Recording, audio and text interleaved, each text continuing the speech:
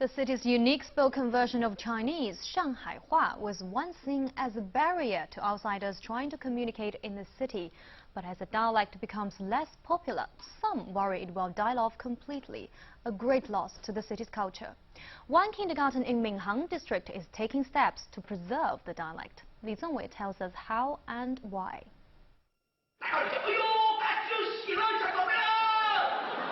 Zhou Libo is a local comedian who has become well known across the country. He performs in Shanghaihua, the native language for these youngsters who are just learning to speak. But many locals born after 1986 were raised speaking proper Mandarin, or Putonghua. At that time, the central government set up a campaign to make the Beijing dialect the official version of the language. That meant local schools stopped using Shanghaihua. Kids speak Mandarin as early as preschool. When parents talk to them, they naturally use Mandarin. Shanghaihua is kind of forgotten. And with more non-locals coming to the city, Mandarin and English are being used more in the classroom.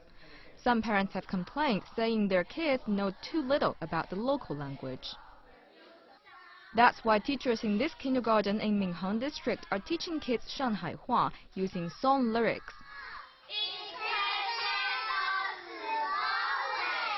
The idea has proven popular among parents, both those raised in Shanghai and those from elsewhere.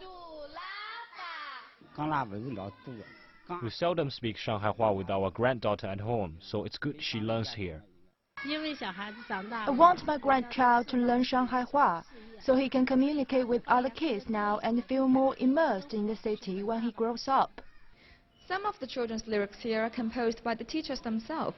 They hand them along the corridor, so when parents pass by, they can also take a look at what their children are learning about Shanghai dialect and culture. If parents have a new idea, they can also compose a new one. The idea involves a level of innovation that excites sociologist Yu Hai. He says the language needs more than a large number of speakers to survive. The problem is there's little creativity.